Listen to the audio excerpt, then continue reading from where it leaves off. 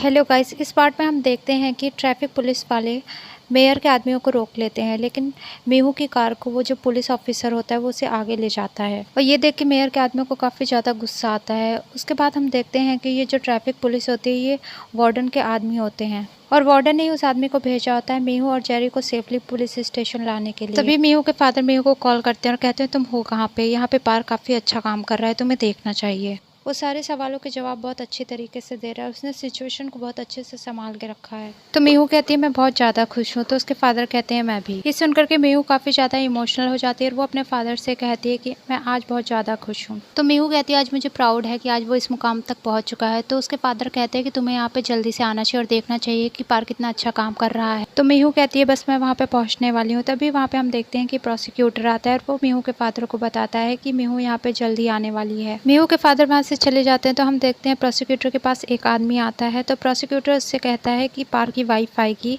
और तुम्हें उससे क्वेश्चन करने की परमिशन दिलानी होगी। तो वो आदमी अंदर जाता है और अपने साथ काम करने वाले से पूछता है। तो वो कहता है कि ये नियमों के विरुद्ध है कि किसी भी कैंडिडेट की वाइफ क्वेश्चन नहीं कर सकती है। तो वो आदमी कहता है इसकी सारी जिम्मेदारी मैं लूंगा, बस तुम ये करो कि उसे क्वेश्चन पूछने देना। और फिर हमें बताया जाता है कि ये आदमी जो है ये भी एक बिग माउस का ही आदमी है। तभी हम देखते हैं कि यहाँ पे लोगों को बोला जाता है कि आप में से कोई भी किसी भी कैंडिडेट से सवाल पूछ सकता है। उसके बाद तभी एक आदमी खड़ा होता है, वो कहता है मुझे पार्क चंगू से एक क्वेश्चन पूछना है। तो पार्क देखता है कि ये तो वही आदमी जिसने क्रिप्टो करेंसी का केस पार्क से जीता होता है। तो वह पार्क से पूछता है कि आपने मुझे पहचाना। तो पार्क कहता है शायद मैं आपको जानता हूँ। तो वो आदमी बताता है कि मैं एक बुरा आदमी हूँ, मुझ पे फ्रॉड का एग्जाम लगा है, लेकिन पुलिस फिर भी मुझ पे इन्वेस्टिगेट नहीं कर रही है। तो आदमी कहता है कि मैं लोगों को ये बताने चाहता हूँ मैंने जो क्रिप्टो करेंसी का केस जीता था उसके लिए मैंने पार्क को काफी ज्यादा पैसे दिए थे और इसीलिए पार्क ये केस हार गया था। पार्क सुन के थोड़ा हैरान हो जाता है क्योंकि उसने ऐसा कुछ भी नहीं किया था और सभी लोग ये सुन के थोड़ा शॉक्ड हो जाते हैं। उसके बाद हम देखते हैं गोंगचॉन और प्रोसिक्यूटर बैठे होते हैं।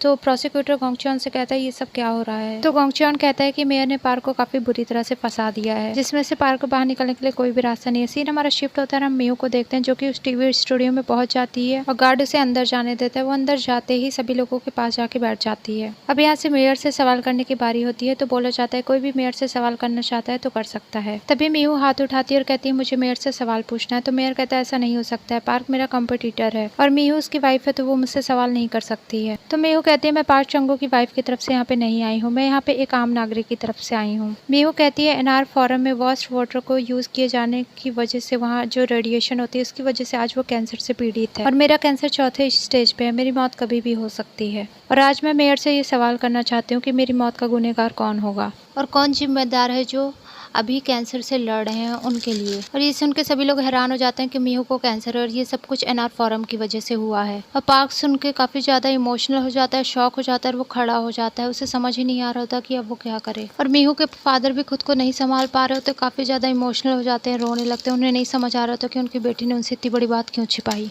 और फिर पार्क मीहू को देख रहा था और मीहू पार्क को। तो मीहू बताती है कि मुझे कैंसर है, वो भी 4th स्टेज पे, लेकिन मैंने ये बात अभी तक किसी को भी नहीं बताई, ये बात अभी तक मेरे पति तक को नहीं पता है। और फिर मीहू बताती है पिछली बार जब एनआर फोरम में वो प्रिजनर गए थे काम करने के लिए तो वो भी उनका पीछा करते हुए वहाँ पे गई थी। वो ये पता लगाने के लिए गई थी कि एनआर फोरम में क्या हो रहा है। और तभी वहाँ पे वेस्ट वाटर का पाइप लीक कर गया था और वो पानी उसके ऊपर गिर जाता है और उसके साथ वो और प्रिजनर्स के ऊपर भी गिरा था। और फिर मीहू कहती है कि वेस्ट वाटर के संपर्क में जितने भी लोग आए थे सभी को कैंसर है, सभी लोग इस चीज़ से पीड़ित है उसके रेडिएशन की वजह से। और तभी वहाँ पे एक वीडियो चलाया जाता है जो मीहू ने रिकॉर्ड किया था एनआर फोरम में सिक्योरिटी गार्ड का। और इस वीडियो को देखने के बाद सभी लोगों को एनआर फोरम की सच्चाई के बारे में पता चल जाता है। और अब यहाँ पे सभी लोग मेयर से सवाल करना चाहते हैं, लेकिन तभी इस प्रोग्राम को बंद कर दिया जाता है। प्रोग्राम बंद होने के बाद मेयर जब बाहर जाता है तो अपने लोगों पे काफी ज्यादा गुस्सा हो रहा है कि वो लोग मीहू को संभाल नहीं पाए। और इधर पार्क यहाँ से निकल रहा है तभी उसे मीडिया वाले घेर लेते हैं। सभी लोग उससे क्वेश्चन कर रहे होते हैं कि आपकी वाइफ को क्या एनआर फोरम के रेडिएशन की वजह से कैंसर हुआ है। और पार्क यहाँ पे किसी के भी सवालों का जवाब नहीं देता और पार्क हम देखते हैं कि मीहू को कॉल कर रहा होता है और मीहू का फोन नहीं लग रहा होता है। तभी जेरी पार्क को बताता है कि उन्होंने आपको आपके पुराने घर पे बुलाया है। सीन हमारा शिफ्ट होता है, हम मीहू को देखते हैं जो कि अपने पुराने घर पे होती है और सारी चीज़ों को देख के, फोटोज़ को देख के अपनी पुरानी मेमोरीज याद कर रही होती है। और तभी वहाँ पे पार्क आ जाता है और मीहू पार्क को देखने लगती है। वो कुछ बोलने ही वाली होती है कि पार्क उसे गले से लगा लेता है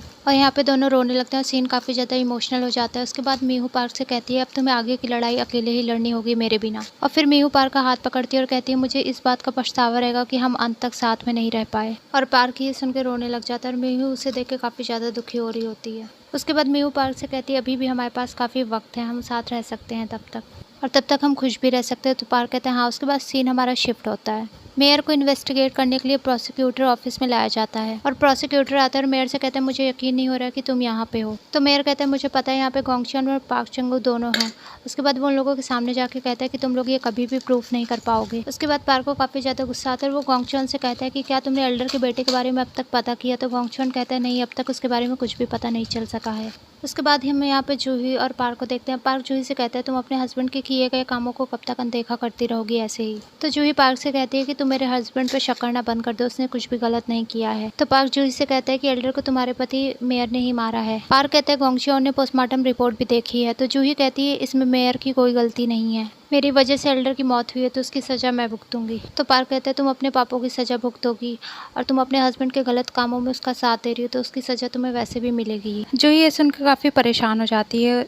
उसके बाद जूही जिस कार में जाती है उसके ड्राइवर को कहती है कि तुम मेयर तक ये बात पहुंचा दो कि गोंगचुन ने एल्डर की मर्डर की बात पता कर ली है कि मेयर ने ही उसे मारा है। उसके बाद ड्राइवर कहता है आप चिंता मत करिए, हम ये सब कुछ देख लेंगे। इधर हम मेयर को देखते हैं जो कि इंटरव्यू दे रहा होता है और कह रहा होता है कि मेरे ऊपर जितने भी इल्ज़ाम लगे थे सब कुछ हट चुके हैं और वो सारे इल्ज़ाम झूठे थे और ये सब कुछ प्रूव हो चुका है। उसके बाद हम देखते हैं कि मेयर का इलेक्शन स्टार्ट हो जाता है, वोटिंग स्टार्ट हो जाती है। तभी टीवी में बताया जाता है कि मेयर लीड कर रहा है पार्क से। सभी लोग रिजल्ट का काफ़ी बेसब्री से वेट कर ही रहे होते हैं कि तभी बताया जाता है कि मेयर कुछ ही वोटों से पार्क से जीत चुका है और वो फिर से इस शहर का मेयर बन चुका है। मेयर यहाँ पे खुशी से उछलने लगता है, लेकिन उसकी वाइफ जूही थोड़ी अपसेट दिख रही होती है। सीन हमारा शिफ्ट होता है, हम पार्क और मीहू लोगों को देखते हैं जो सभी लोग बैठे होते हैं और मीहू वहाँ पे ड्रिंक करने लगती है। तो पार्क मीहू से कहता है तुमने ड्रिंक लिया है। तो मीहू कहती है हाँ। तो उसके बाद मीहू कहती है मैं सबके साथ खुश रहना चाहती हूँ। तभी ये लोग आपस में बात कर रहे होते हैं कि हम लोगों ने कितनी ज़्यादा मेहनत की थी इलेक्शन जीतने के लिए। तो वार्डन कहते हैं यहाँ पे लोगों को अच्छे आदमी को चुनना था लेकिन उन लोगों ने एक बुरे आदमी को चुना। तभी हम देखते हैं कि वहाँ पे मीहू के लिए पार्सल आता है। तो उसके फादर उससे रोक लेते हैं, कहते हैं रुक जाओ इसमें बम भी हो सकता है। लेकिन मीहू नहीं मानती और उस पार्सल को खोलती है तो उसमें जूही का लेटर होता है और वो कहती है कि इसमें मेरे हस्बैंड मेयर का फ़ोन है और इसका यूज़ तुम एविडेंस के तौर पे कर सकती हो। तो हमें पता चलता है कि जूही अपने हस्बैंड के साथ ना होके अब मीहू के साइड होती है और अब वो पार्क को हेल्प करना चाहती है क्योंकि अब वो जानती है कि उसका हस्बैंड एक गलत आदमी है और उसने आज तक बहुत गलत काम किए हैं। उसके बाद मेयर इधर सभी लोगों को संबोधित करने लगता है और मेयर कहता है मैं एक मेयर के तौर पे आप लोगों की सेवा करना चाहता हूँ और मैं अपना काम बहुत अच्छे से करूँगा। तभी वहाँ पे जूही के पास पार्क की कॉल आती है। पार्क कहता है कि तुमने हमें मेयर का फ़ोन तो दे दिया लेकिन तुम्हें ये प्रूव करना पड़ेगा कि ये मेयर का ही फ़ोन है और ये बात तुम्हें हमारे सामने नहीं कोर्ट में आके प्रूव करना होगा। तो जूही कहती है ठीक है, मैं कोर्ट में आके गवाही देने के लिए तैयार हूँ। गाइज ये पार्ट थोड़ा लॉन्ग होने की वजह से हम इसका एंड यहीं पे करते हैं। नेक्स्ट पार्ट लेके आपके लिए जल्द हाजिर होते हैं। Thanks for watching.